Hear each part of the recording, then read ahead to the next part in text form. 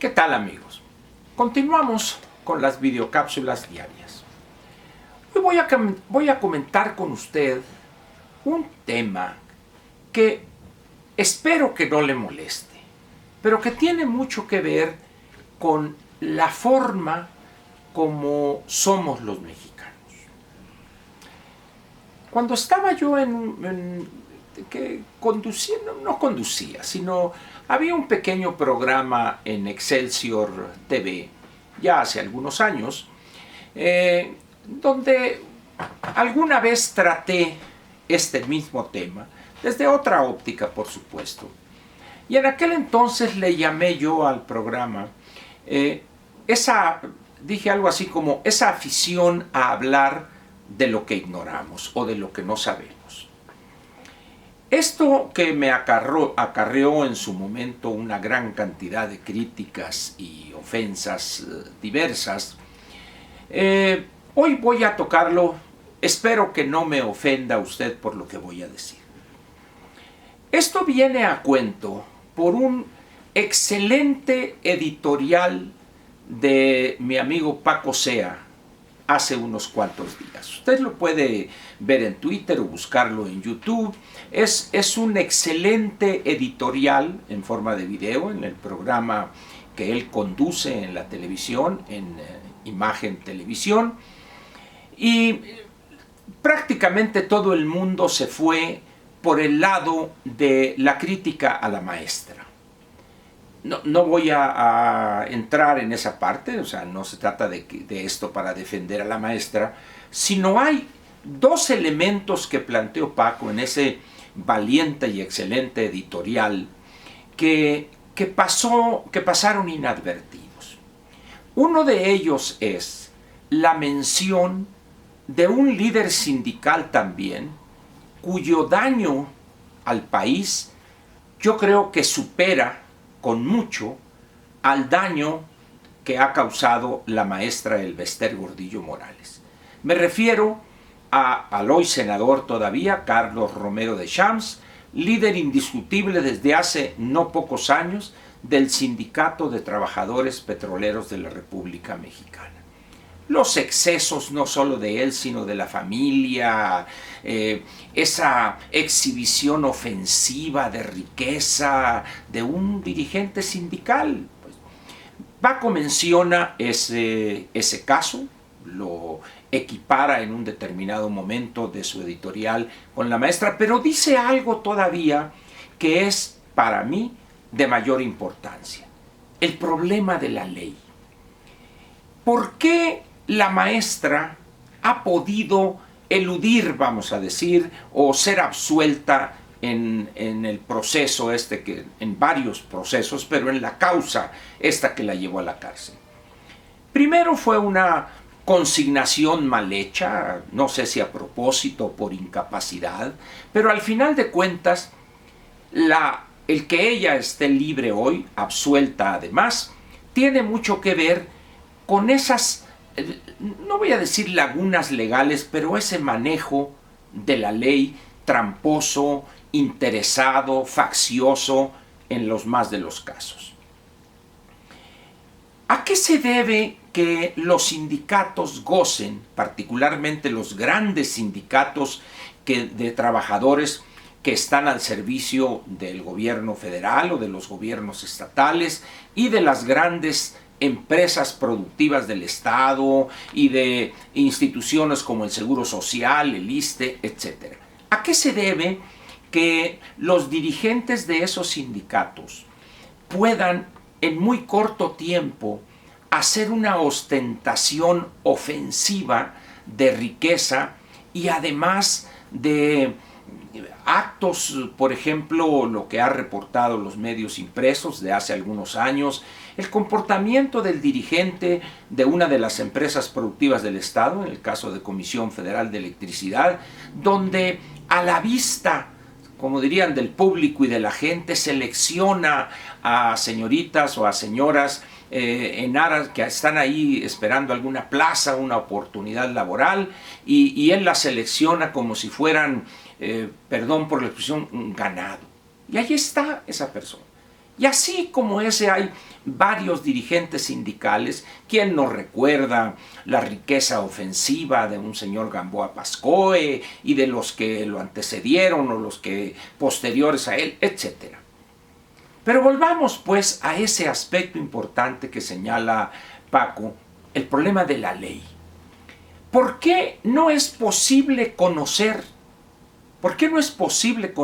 repito, las finanzas de esos grandes sindicatos? ¿Qué es lo que impide que ellos no rindan cuentas públicamente mediante inserciones en los periódicos de sus estados financieros, el balance, el estado de resultados o un estado de fuentes y usos de recursos, etcétera, estados debidamente auditados por algún despacho de prestigio y de seriedad profesional? ¿A qué se debe que sus dirigentes se escuden en algún resquicio legal para mantener la opacidad, la falta de transparencia y disponer a su antojo de recursos que rebasan mensualmente las decenas o centenas de millones de pesos? ¿A qué se debe? ¿Qué explica eso? Simple y sencillamente a que los legisladores no cumplen con su función más elemental, que es legislar, aprobar leyes para producir, para estimular la transparencia, para combatir la opacidad y para que se conozca cómo esas entidades funcionan básicamente en lo que se refiere al uso de los recursos. Y fíjese usted que no utilizo recursos públicos. ¿Por qué?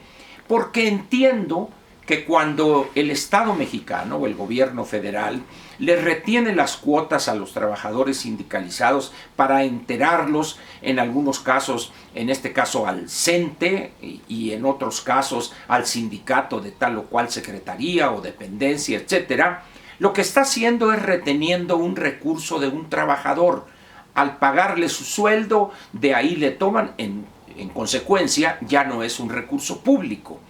Pero dice uno, es tan evidente el enriquecimiento de estos dirigentes y de su camarilla alrededor de él. ¿Cómo es posible que los legisladores no hayan legislado desde hace muchos años a favor de la transparencia? Que no se sepan cuáles son los salarios que reciben estas personas, sus prestaciones, etcétera, etcétera. Es evidente que hay alguna razón de tipo legal, tomando en cuenta que en el caso del senador Romero de Champs, en su carácter de petrolero, ha interpuesto amparo tras amparo tras amparo para evitar dar a conocer, por ejemplo, su salario, su ingreso como dirigente sindical, etcétera, etcétera.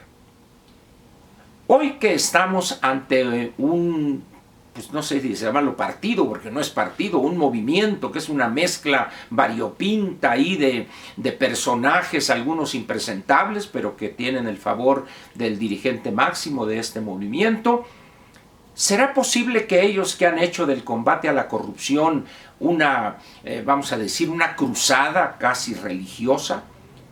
¿Qué va a pasar con esos legisladores, tanto en Cámara de Diputados como en Cámara de Senadores? ¿Se atreverán a presentar las iniciativas de ley correspondientes para que esa opacidad, para que ese uso indebido, no estoy diciendo que sea un uso ilegal, porque al final de cuentas, si no hay una queja, una demanda de los trabajadores por el uso de sus recursos, pues no se puede hablar de una ilegalidad, ¿verdad?, en sentido estricto. Pero al final de cuentas estamos ante una casta, ante una pandilla que se aprovecha de un recurso legal que tiene otros fines, que fue aprobada por el legislador en su momento con miras a lograr otro tipo de objetivos, y estos bandoleros, estos casi gángsters en algunos casos, lo utilizan para escamotear decenas o centenas de millones de pesos que deberían ser utilizados en beneficio de los trabajadores. Por eso es importante que usted vea ese video del cual le hablo de Paco Sea. Véalo usted con detenimiento y ahí encontrará señalamientos al comportamiento, la conducta de la maestra, que es muy similar a la de Romero de Champs, escuchará también la mención de este dirigente y también la parte de ese, si no vacío legal, pero sí un recurso legal que se utiliza de una manera casi perversa. Y todo esto viene a cuento porque eso lo desconoce la mayoría de los mexicanos. Y sin embargo lanzan acusaciones sin preocuparse por conocer, por averiguar lo más elemental.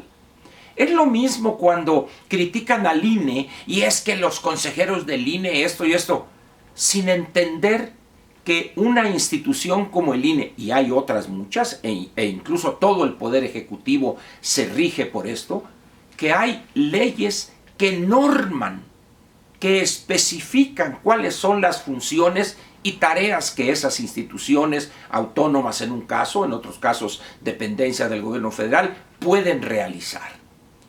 Pero ellos, estas personas que critican a lo tarugo, en vez de enfocar sus baterías en contra del Congreso de la Unión y exigirles a los legisladores que cambien, que modifiquen ese texto legal, se lanzan en contra de funcionarios o de magistrados o de consejeros, etcétera, en diversos organismos autónomos que tienen que respetar el texto claro de la ley. Valdría la pena que empezáramos a dejar esa conducta que la calificaría o la identificaría diciendo simplemente que nos encanta hablar de lo que no sabemos. No es una ofensa esto, es simplemente un hecho. Y si después alguien que escuche o vea este video es que usted es un lameesto, es un chayotero, etc. No, al margen de si lo soy o no, eso es irrelevante. Lo que importa es que debemos enfocar la crítica a quienes tienen la responsabilidad primera de esa situación. Y en muchas de las cosas que se señalan sin tener elemento alguno para soportar los dichos de este o de aquel, se debe a que ignoran el texto de la ley e ignoran de quién es la responsabilidad de ese texto. Son los legisladores, es el Congreso. Pero es más fácil criticar a este, criticar al otro, criticar a los consejeros del INE, porque además se ve uno moderno, políticamente correcto. Pero para quienes saben realmente cómo funcionan las cosas y quiénes son los responsables, esos criticones quedan como unos ignorantes, como unos tarugos.